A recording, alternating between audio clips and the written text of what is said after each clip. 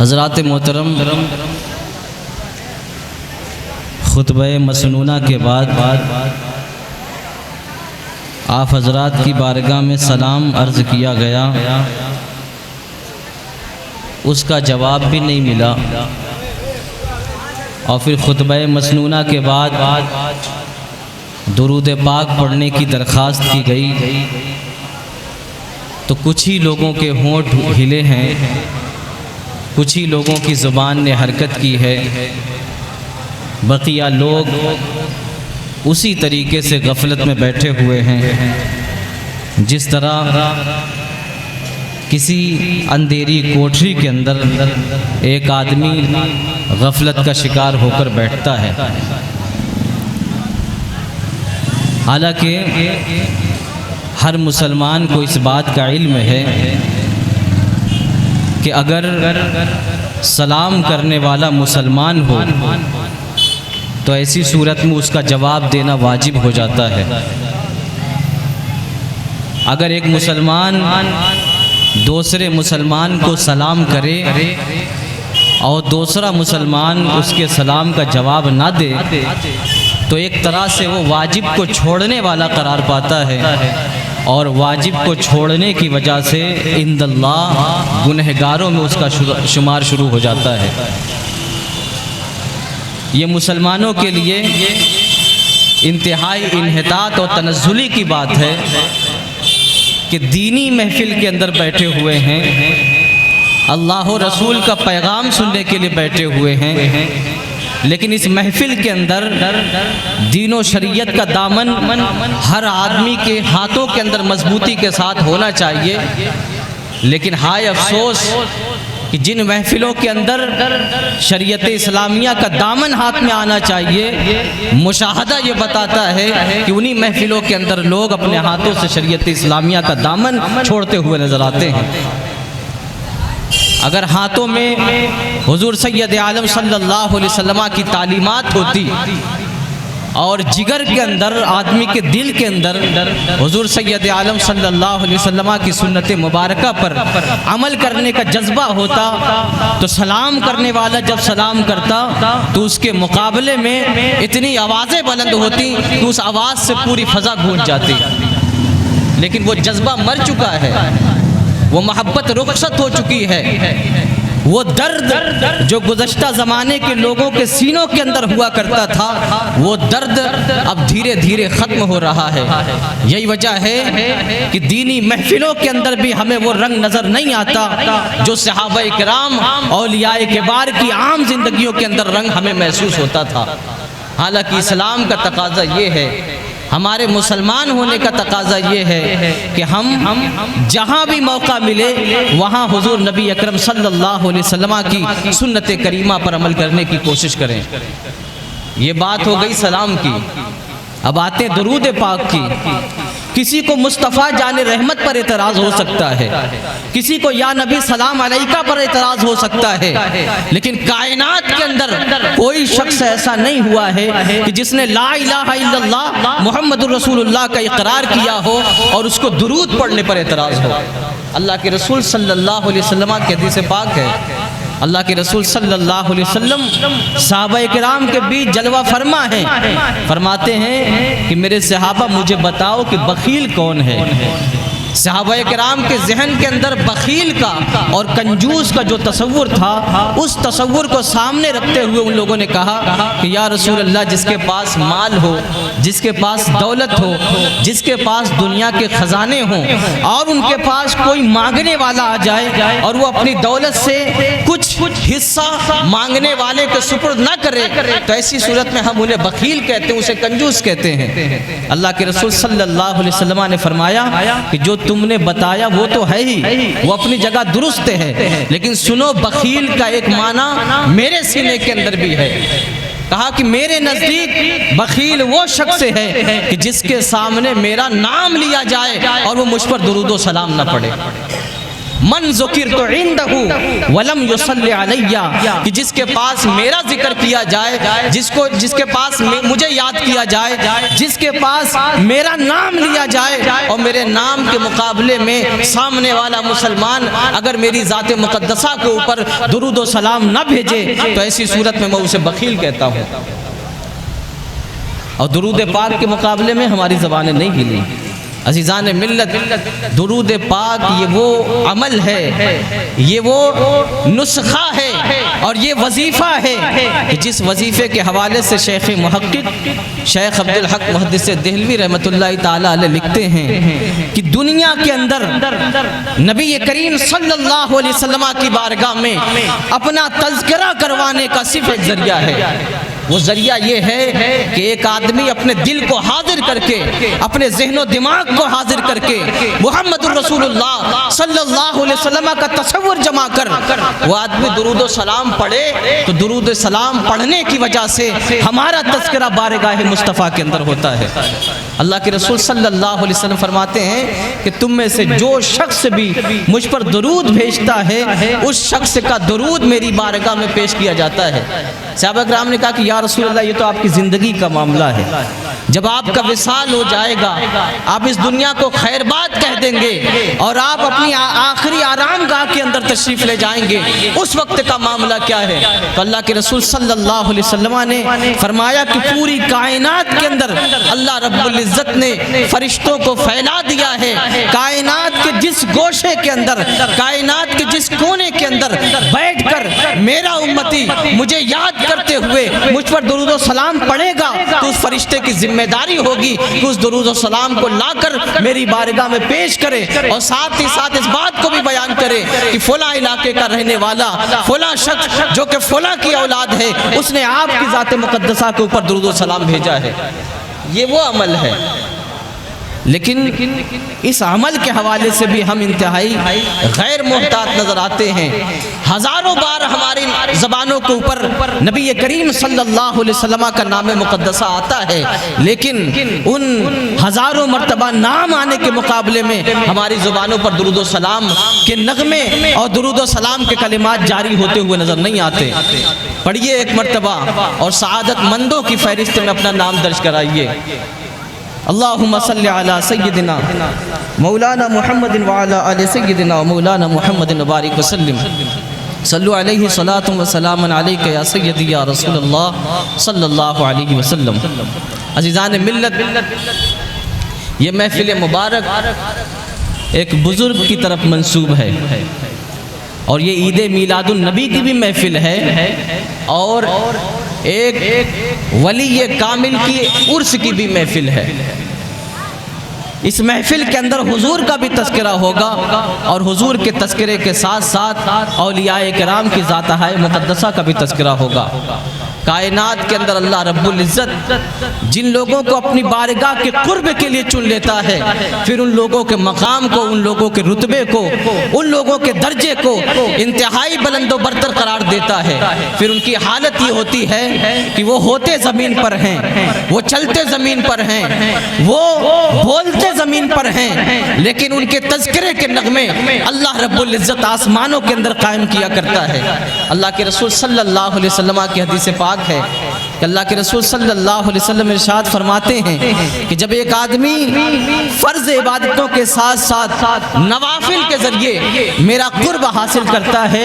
تو میں اس کی شان کو اتنا بڑھاتا ہوں، اس کے درجے کو اتنا بلند کرتا ہوں، اس کی رفعت کو اتنا اونچا کر دیتا ہوں کہ پھر میں اس کی آنکھیں ہو جاتا ہوں جس کے ذریعے سے وہ دیکھتا ہے، میں اس کے کان ہو جاتا ہوں جس کے ذریعے سے وہ سنتا ہے، میں اس کے ہاتھ ہو جاتا ہوں جس کے ذریعے سے وہ پکڑتا ہے، میں اس کے پیر ہو جاتا ہوں جس کے ذریعے سے وہ زمان و مکان کو طے کرتا ہوا نظر آتا ہے۔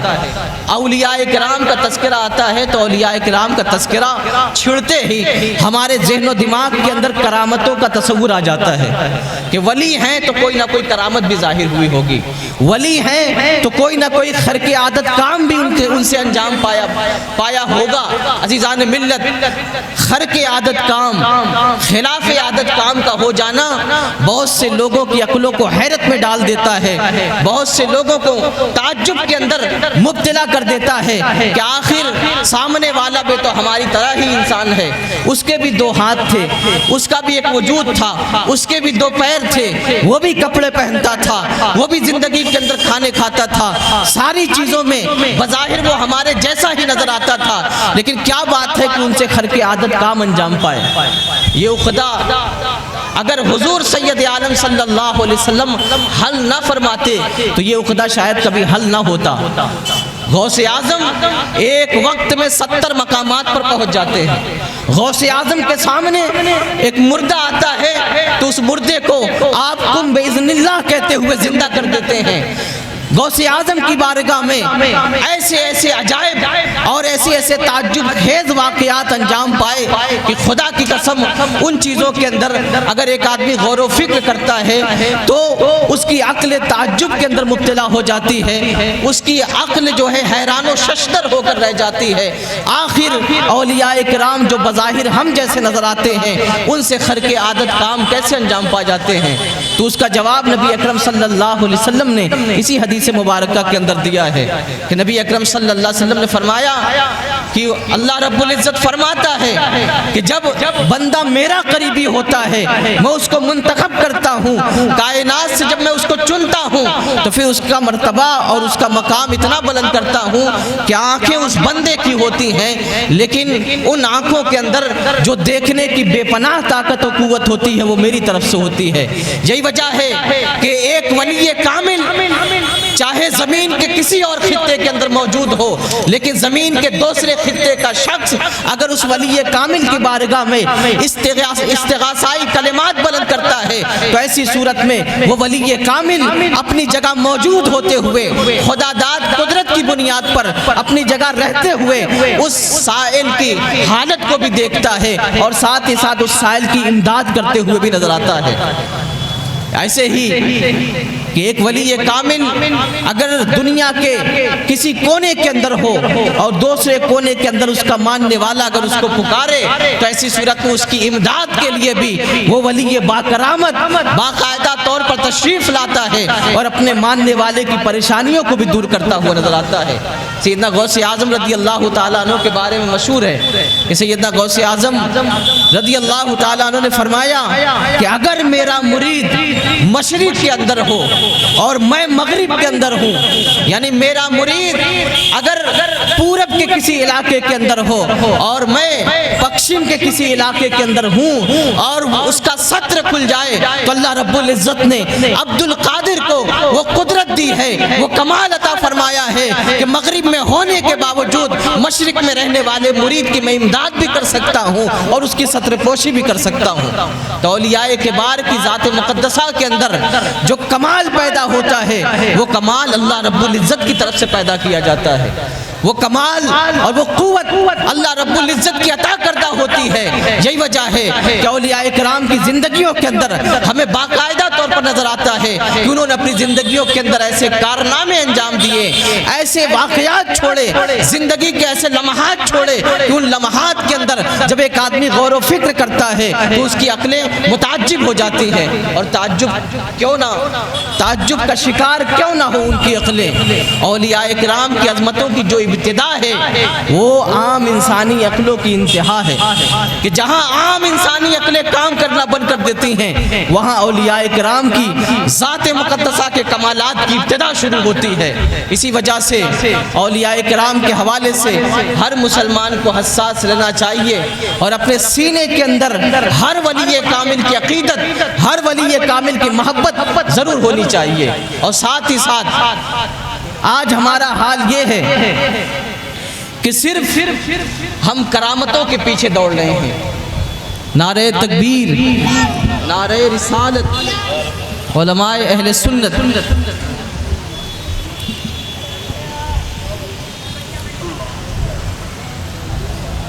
ہم صرف کرامتوں کے پیچھے بھاگ رہے ہوتے ہیں اور کسی بھی ذات کو عقیدت کے رشتے سے جب ہم مرتبط کرنا چاہتے ہیں تو ہم سوچتے ہیں کہ ان کی زندگی میں کرامتیں کتنی ظاہر ہوئی ہیں. حالانکہ عزیزان ملت، جو اہل اللہ ہوئے، جو اللہ رب العزت کے واقعی قریبی ہوئے، جنہیں اللہ رب العزت نے حقیقت میں اپنی ولایت کے لیے منتخب کیا، ان کا نظریہ کبھی یہ نہیں تھا کہ جب تک ایک آدمی سے خرق عادت کام نہ صادر ہو اس وقت تک وہ اللہ کا ولی نہیں ہو سکتا. ایسا نظریہ کسی ولی کا نہیں ملتا. بلکہ جنید بغدادی کو اٹھائیں، شیخ عبد القادر جیلانی کو اٹھائیں، دنیا کے اندر عالم اسلام میں جتنی عظیم شخصیتیں اللہ رب العزت نے پیدا کی ہیں، ان سب کی تعلیمات کو اٹھائیں تو ان سب کی تعلیمات کا لب لباب اور ان سب کی تعلیمات کا نچوڑ یہ ہے کہ ولی کی ذات سے خرق عادت کام کا انجام پانا یہ کوئی ضروری بات نہیں ہے. ہاں، ان کی ذات کے اندر جو چیز سب سے زیادہ ضروری ہے وہ حضور سید عالم صلی اللہ علیہ وسلم کی سنت مبارکہ پر عمل کا جذبہ ہے کہ جس کے سینے کے اندر، جس کی زندگی کے اندر حضور سید عالم صلی اللہ علیہ وسلم کی سنتوں کا نور موجود ہے، وہی حقیقت میں بارگاہ مصطفیٰ کا بھی مقرب ہے اور وہی در حقیقت اللہ رب العزت کی بارگاہ کا بھی مقرب ہے. اس لیے کسی سے عقیدت اگر پیدا کرنی ہو تو سب سے پہلے اس کی زندگی کے اندر جھانک کر دیکھو کہ اس کے زندگی کے اندر نبی اکرم صلی اللہ علیہ وسلم کی سنت مبارکہ کتنی ہے، وہ حضور کی شریعت پر عمل کتنا کرتا ہے، وہ حضور سید عالم صلی اللہ علیہ وسلم کے بتائے ہوئے راستے پر کس قدر چلتا ہے. جس کے اندر حضور کی اتباع زیادہ ہوگی وہ اللہ کی بارگاہ میں سب سے زیادہ قریبی بھی ہوگا، وہ اللہ کا محب بھی ہوگا، وہ اللہ کا محبوب بھی ہوگا. قرآن مقدس صاف طور پر کہتا ہے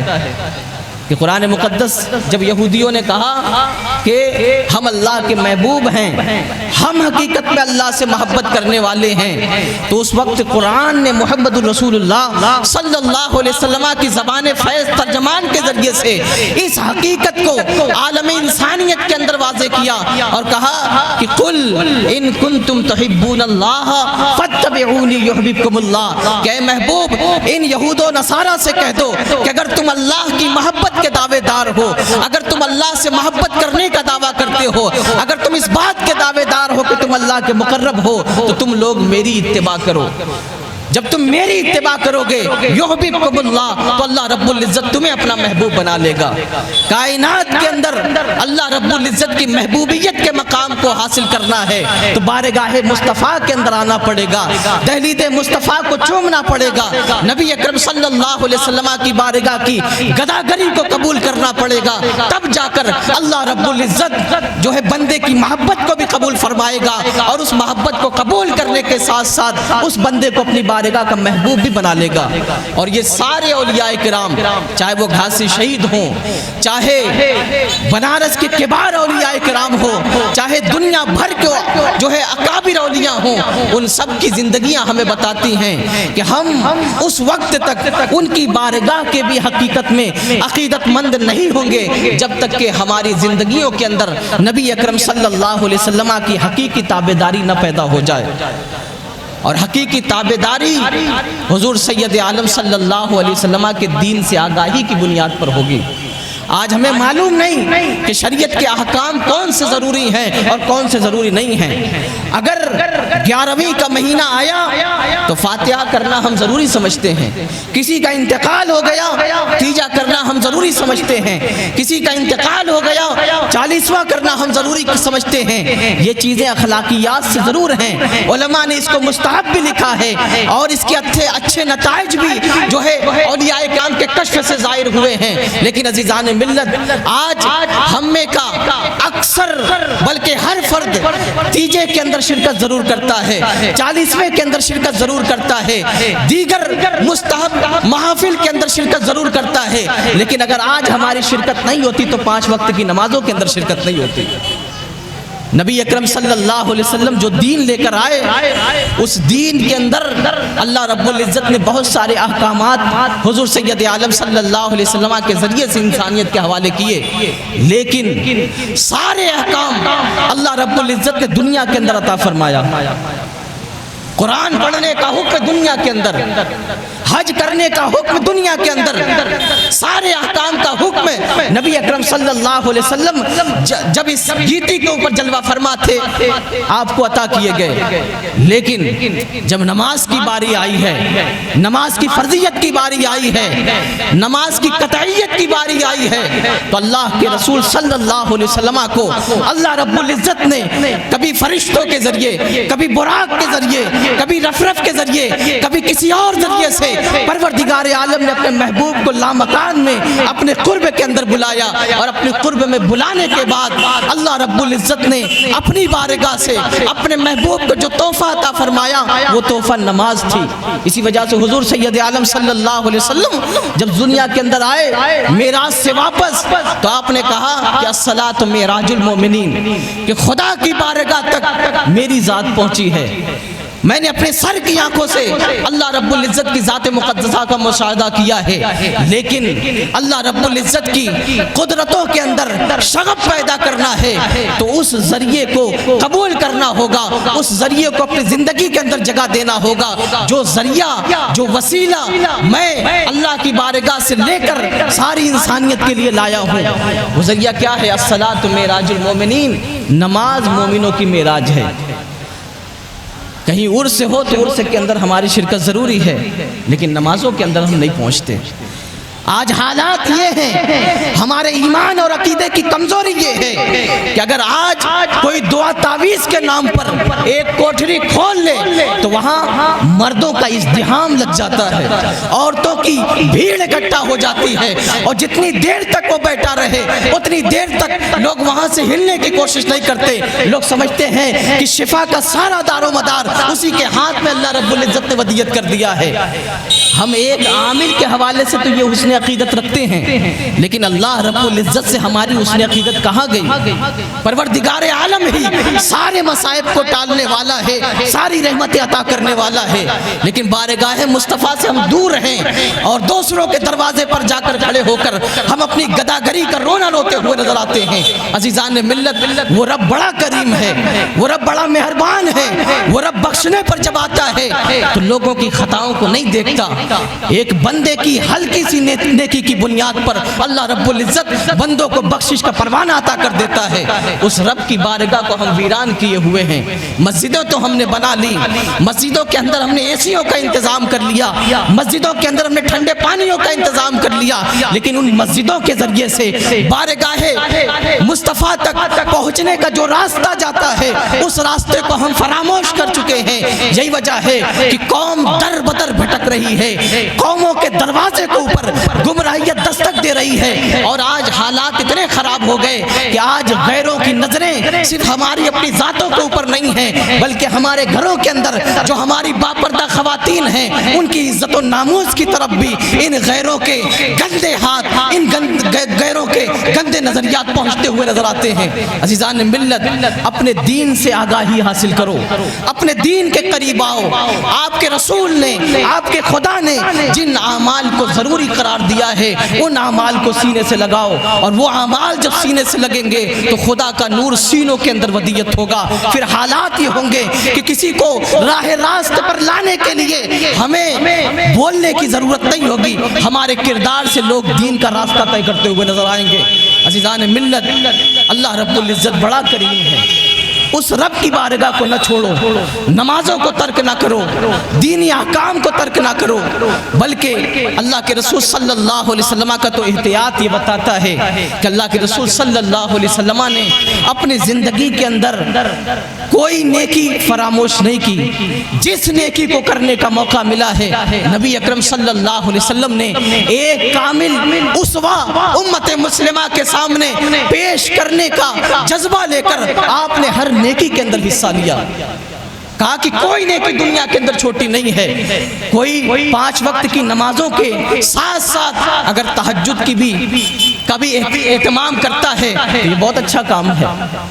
کوئی ذکر و اذکار کا اہتمام کرتا ہے، یہ اور زیادہ اچھا کام ہے۔ لیکن سنو، کہا کہ ایک آدمی اگر اپنی زندگی کا لمحہ لمحہ اللہ رب العزت کی حقیقی بندگی میں گزارنا چاہے تو اس کی زندگی کا لمحہ لمحہ اللہ رب العزت کی بندگی کے اندر گزر سکتا ہے۔ اسلام نے نیکی کے بہت سے ذرائع عطا کیے ہیں، لیکن ساری نیکیاں اس وقت تک اللہ رب العزت کی بارگاہ میں قبول نہیں ہوتی جب تک کہ بندہ ایک فرض کا تارک ہو۔ اگر ایک آدمی کے اوپر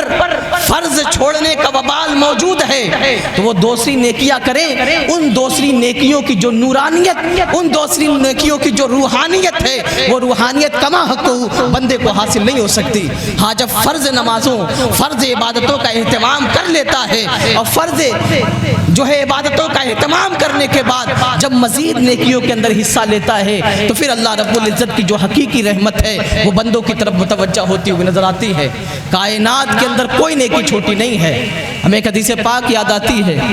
وہ اللہ کی رحمانیت پر بھی گواہی دیتی ہے، وہ اللہ کی رحمت اور اللہ کی رحیمیت پر بھی بہت بڑی گواہ حدیث ہے۔ حدیث پاک کے اندر آیا، اللہ کے رسول صلی اللہ علیہ وسلم نے ارشاد فرمایا کہ ایک بندے کو قیامت کے دن جب لایا جائے گا اور کرامن کاتبین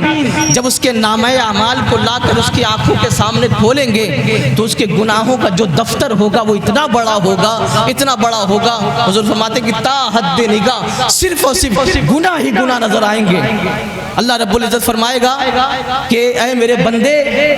یہ ساری نیکیاں تیری ہی ہیں۔ وہ بندہ کہے گا یہ ساری برائیاں، یہ سارے گناہ تیرے ہی ہیں۔ تو بندہ کہے گا کہ اے پروردگار، یہ میرے ہی گناہ ہیں۔ اللہ رب العزت فرمائے گا کہیں کرامن کاتبین نے تجھ پر زیادتی تو نہیں کی ہے؟ جو فرشتہ میں نے تیرے ساتھ لگایا تھا اس فرشتے نے کوئی گناہ اپنی طرف سے تو تیرے نام اعمال کے اندر نہیں لکھ دیا۔ وہ اقرار کرے گا کہ نہیں پروردگار، یہ جتنے گناہ ہیں یہ سارے گناہ مجھ سے ہی انجام پائے ہیں۔ اللہ کے رسول صلی اللہ علیہ وسلم فرماتے ہیں کہ اللہ رب العزت فرمائے گا تیری ایک نیکی میرے پاس موجود ہے، اور پھر اس کے بعد ایک کاغذ نکالا جائے گا، اس کاغذ کے اوپر لفظ اللہ یعنی کلمہ جلالت لکھا ہوگا۔ وہ بندہ کہے گا کہ پروردگار، میرے گناہ کا دفتر اتنا بڑا ہے، اتنا وسیع ہے، اتنا پھیلا ہوا ہے، اور اس کے مقابلے میں کاغذ کے ایک چھوٹے سے ٹکڑے کے اوپر کلمہ جلالت اللہ لکھا ہوا ہے، ان گناہوں کے مقابلے میں یہ کاغذ کیا کارگر ثابت ہو سکتا ہے؟ اللہ رب العزت فرمائے گا تم جانتے نہیں ہو، یہ میری ذات ہے۔ جب ایک بندہ اپنے سینے کے اندر ایمان کی دولت بچا کر لائے گا، وہ اگرچہ گنہگار ہو، اگر میں اس کے تھوڑے عمل سے بھی راضی ہو جاؤں گا تو بخشش کا پروانہ اس کے ہاتھوں میں عطا کر دوں گا۔ اور پھر اللہ رب العزت اس کے گناہوں کے دفتر کو ترازو کے ایک پلے پر رکھے گا اور کلمہ جلالت اللہ والے کاغذ کو دوسرے پلے پر رکھے گا۔ اہل محشر دیکھیں گے انسانیت کا اجتماع اپنی آنکھیں کھول کر پروردگار عالم کی رحمانیت کا جلوہ دیکھتے ہوئے نظر آئے گی کہ وہ کاغذ کا ایک ٹکڑا جس کے اوپر کلمہ جلالت اللہ لکھا ہوگا وہ گناہوں کے بڑے بڑے دفتروں پر بھاری ہوتا ہوا نظر آئے گا، اور اللہ رب العزت محض اسے ایک نیکی کی بنیاد پر اس گنہگار کو بخشے گا بھی، اور ساتھ ہی ساتھ اس کو جنت کا پروانہ بھی عطا فرمائے گا۔ وہ رب اتنا کریم ہے کہ کوئی ایک مرتبہ اللہ کہہ دے تو اسے ایک مرتبہ اللہ کہنے کی وجہ سے بھی پروردگار عالم بخشش کا دروازہ اس بندے کے لیے کھول دے گا۔ لیکن آج اس رحمت والے رب، اس کریم رب، اس غفار رب، اس ستار رب کو ہم نے چھوڑ دیا ہے۔ ہم نہ نمازوں کی طرف جاتے ہیں، نہ پورے دن میں کبھی ایک لمحہ ایسا نکالتے جس لمحے میں ہم رو کر اپنے رب کو یاد کر سکیں۔ عزیزان ملت، یہ یاد رکھیں کہ دنیا کے اندر ایک مسلمان کے ذمے کی سب سے بڑی عبادت یہ ہے کہ وہ فرض نمازوں اور فرض عبادتوں کے اندر حصہ لے، اور ساتھ ہی ساتھ جب جب موقع ملے اسے نیکیاں کرنے کا تب وہ نیکیاں کرنے کی کوشش کرے۔ محض انہی چیزوں کی بنیاد پر پروردگار عالم اپنے فضل سے بندوں کو بخشش کا پروانہ عطا فرمائے گا۔ عزیزان ملت، دنیا سے ایمان کو لے جانا بھی یہ بہت زیادہ ضروری ہے۔ آج اگر سنی آدمی سے بات کی جائے، وہ کہتا ہے ہمیں نمازوں کی ضرورت نہیں ہے، ہمیں نیک اعمال کی ضرورت نہیں ہے، حضور کی محبت ہمارے سینے کے اندر ہے۔ سیدنا غوث اعظم رضی اللہ تعالیٰ عنہ کے عقیدت مند ہیں، ہمیں نمازوں کی ضرورت نہیں ہے، ذکر و اذکار وہ لوگ کریں جن کے سینے کے اندر حضور کی محبت نہیں ہے۔ عزیزان ملت، اس طرح کی بڑی باتیں بولنے کی وجہ سے کبھی کبھی ایسا بھی ہوتا ہے کہ آدمی کے سینے سے ایمان رخصت ہو جاتا ہے اور آدمی کو اندازہ تک نہیں ہوتا۔ دنیا سے ایمان کو بچا کر لے کے جانا یہ سب سے بڑی دولت ہے۔ حضور کی شفاعت کسی بے ایمان آدمی کو نصیب نہیں ہوگی۔ جس کا سینہ کفر کا گنجینہ بن گیا ہو، کفر کا اڈا بن گیا ہو، اسے نہ غوث اعظم کی شفاعت نصیب ہوگی نہ حضور کی شفاعت نصیب ہوگی۔ شفاعت مصطفیٰ حاصل کرنی ہے تو دنیا سے ایمان کو بچا کر لے کر جانا ہے۔ یہاں ایمان کو بچانا اتنا نازک مرحلہ ہے، علماء فرماتے ہیں کہ جو آدمی اذان کے وقت دنیاوی کاموں کے اندر مشغول ہو تو اس کا خاتمہ بالشر ہونے کا اندیشہ ہے۔ یہ اندیشہ ہے، یہ خوف ہے کہ اذان کے وقت جو بندہ گناہوں کے اندر مصروف رہتا ہے، مرتے وقت اللہ رب العزت اس کا ایمان کہیں نہ سلب کر لے۔ یہ خوف ایسے بندے کے اوپر کیا گیا ہے۔ یہاں تو اذان رہی، نمازوں کے وقت میں ہم میچ دیکھ رہے ہیں، نمازوں کے وقت میں ہم گانے باجے سن رہے ہیں، نمازوں کے وقت میں ہم کسی غیر محرم کو اپنی آنکھوں کا نشانہ بنا رہے ہیں۔ یہ ہمارے حالات ہیں، یہ ہمارے مسلمانوں کے حالات ہیں۔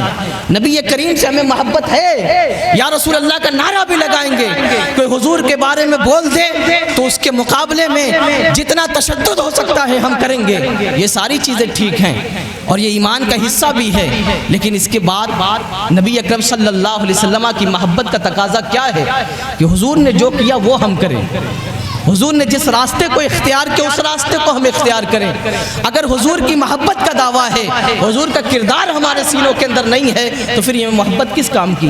یہ کیسے محب لوگ ہیں، یہ کیسے عاشق لوگ ہیں کہ ہمارا معشوق، ہمارا محبوب نمازیں پڑھتا ہے اور وہ یہ کہتا ہے کہ قرۃ عینی فی الصلاۃ، جعلت قرۃ عینی فی الصلاۃ، کہ میرے آنکھوں کی ٹھنڈک نماز کے اندر رکھی گئی ہے۔ میرا محبوب تو پکار کے کہتا ہے، ہر مسلمان کا محبوب پکار کے کہتا ہے کہ آنکھوں کی ٹھنڈک،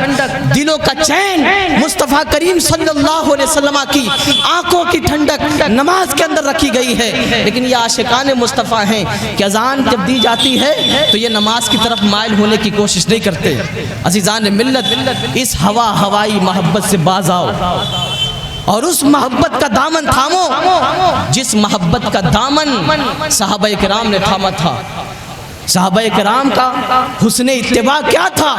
کبھی صحابہ کی زندگی کے اندر جھانک کر دیکھا جائے، خدا کی قسم ایک مسلمان راہ راست پر نہیں آ جائے تو پھر کہنا۔ صحابہ کرام کی شان یہ تھی کہ حضور سید عالم صلی اللہ علیہ وسلم کو جو کرتے ہوئے دیکھتے تھے اس کام کو کرنے لگ جاتے تھے۔ حضور نے چاہے اس کا حکم دیا ہو چاہے اس کا حکم نہ دیا ہو۔ نبی اکرم صلی اللہ علیہ وسلم کا معمول یہ تھا کہ جب آپ روزہ رکھتے تھے تو آپ افطاری نہیں کرتے، دوسرے دن پھر روزہ رکھ لیتے تھے،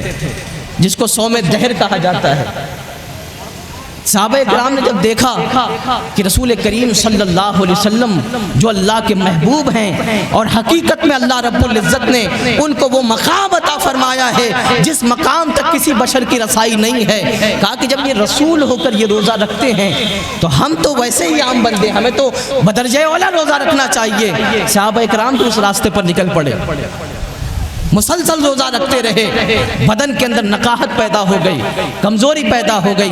نبی اکرم صلی اللہ علیہ وسلم نے صحابہ سے فرمایا کہ کیا بات ہے کہ میں تم لوگوں کو اتنا کمزور دیکھ رہا ہوں، تمہارے بدن کے اندر اتنی کمزوری کہاں سے آ گئی؟ تو صحابہ کرام نے کہا کہ یا رسول اللہ ہم نے آپ کو روزہ رکھتے ہوئے دیکھا، اسی وجہ سے ہم بھی وہی روزہ رکھ رہے ہیں۔ تو حضور سید عالم صلی اللہ علیہ وسلم نے فرمایا کہ تم میں کوئی شخص میرے جیسا نہیں ہے، ایکم مثلی، تم میں کون شخص ہے جو میری طرح ہے؟ کہا کہ تم جب روزہ رکھا کرو تو افطار کر لیا کرو، درمیان میں وقفہ بھی دے دیا کرو، لیکن میری دیکھی دیکھا صوم وصال نہ رکھا کرو، کیونکہ صوم وصال کا معاملہ میرے حق میں یہ ہے کہ مجھے میرا رب کھلاتا ہے، مجھے میرا رب پلاتا ہے۔ اگر میں یہ روزہ رکھوں تو اس روزے کی وجہ سے میرے بدن کے اندر نقاہت پیدا نہیں ہوگی، لیکن چونکہ تم میری طرح نہیں ہو، میری شان بڑی بلند و برتر ہے، تم کبھی میری طرح نہیں ہو سکتے، میں بالکل بالکل ممتاز ہوں، میں بالکل اعلیٰ ہوں، کوئی انسان میرے برابر نہیں ہو سکتا، اس وجہ سے جب تم روزہ رکھو تو وقفہ دے کر روزہ رکھا کرو۔ یہ صحابہ کرام کی شان تھی۔ حتیٰ کہ اگر سفر کے درمیان کسی درخت کے نیچے نبی اکرم صلی اللہ علیہ وسلم ٹھہرتے تھے تو صحابہ کرام حضور کے وصال کے بعد کبھی اس درخت کے پاس سے گزرے تو وہ لوگ وہاں پر ٹھہرنا ضروری سمجھتے تھے، کیونکہ وہ محبت کے اس معنی کو جانتے تھے جو محبت کا حقیقی معنی ہے، کہ ہم جس سے محبت کریں اس کے ہو کر رہ جائیں، وہ جو کرے وہ ہماری زندگی کا حصہ ہو، وہ جو بولے وہ ہماری زندگی کا حصہ ہو، وہ جو سوچے وہ ہماری زندگی کا حصہ ہو، اس کا کردار ہماری زندگی کے قالب کے اندر ڈھلے، تب جا کر محبت اپنا حقیقی نور سامنے والے کے سینے کے اندر پیدا کرتا ہے۔ عزیزان ملت، ہوائی محبتوں سے اپنا دامن چھڑاؤ اور اس راستے پر چلو جو راستہ صحابہ کرام کا تھا،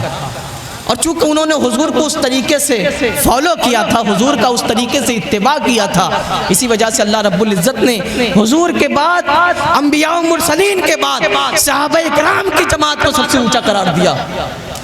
کہا کہ دنیا کے اندر ان لوگوں نے میرے محبوب کی جس طرح کی مطابقت کی ہے، کائنات کے اندر کوئی آدمی اس طرح میرے محبوب صلی اللہ علیہ وسلم کی مطابقت نہیں کر سکتا۔ اسی وجہ سے صحابہ کرام کا درجہ اتنا بلند، لوگوں نے لکھا ہے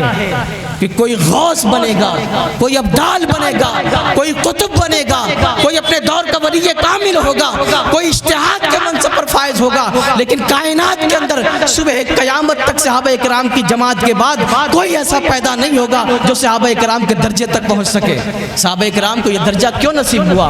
ایک تو حضور کی زیارت، اور ساتھ ہی ساتھ حضور سید عالم صلی اللہ علیہ وسلم کی کامل مطابقت۔ اس لیے صحابہ کے ڈھنگ کو دیکھو، ان کے کردار کو دیکھو، ان کے اسوہ حسنہ کو دیکھو، اور جس راستے پر چل کر انہوں نے محمد رسول اللہ صلی اللہ علیہ وسلم کو اپنے کردار سے راضی کیا تھا، اسی راستے پر چل کر ہم بھی آقا کریم صلی اللہ علیہ وسلم کی رضا حاصل کرنے کی کوشش کریں۔ یہ چیز ہوگی تو ہمارے معاشرے کے اندر تبدیلی آئے گی، یہ چیز ہوگی تو ہمارے سینوں کے اندر غیرت ایمانی پیدا ہوگی، یہ چیز ہوگی تو ہمارا قدم کامیابیوں کے راستے پر بڑھتا ہوا نظر آئے گا۔ قل وَأَنْتُمُ الْعَالَوْنَ إِن كُنْتُم مُؤْمِنِينَ، قرآن صاف کہتا ہے کہ اگر تم بارگاہ مصطفیٰ کے ہو کر رہ گئے تو کائنات کے اندر بلندی تمہارا مقدر ہے، تم سے بلندی کوئی نہیں چھین سکتا، تم سے عزت کوئی نہیں چھین سکتا۔ اس لیے عزیزان ملت، نبی اکرم صلی اللہ علیہ وسلم کی محبت ہے تو حضور سید عالم صلی اللہ علیہ وسلم کی کامل مطابقت بھی ہمارے سینے کے اندر ہو۔ جو چیزیں حضور کی سنت ہیں وہ چیزیں ہماری زندگی کی حصہ ہونی چاہیے، جو چیزیں حضور سید عالم صلی اللہ علیہ وسلم نے ایک مسلمان کے اوپر فرض کیا ہے وہ چیزیں ہر مسلمان کا اولین جو ہے ذمہ داری ہونی چاہیے، تب جا کر ہمیں حقیقت میں اللہ رب العزت کی رحمت میسر ہوگی۔ کی محمد سے وفا تو نے تو ہم تیرے ہیں، یہ جہاں چیز ہے کیا لوح و قلم تیرے ہیں، وما علینا الا البلاغ۔ السلام علیکم۔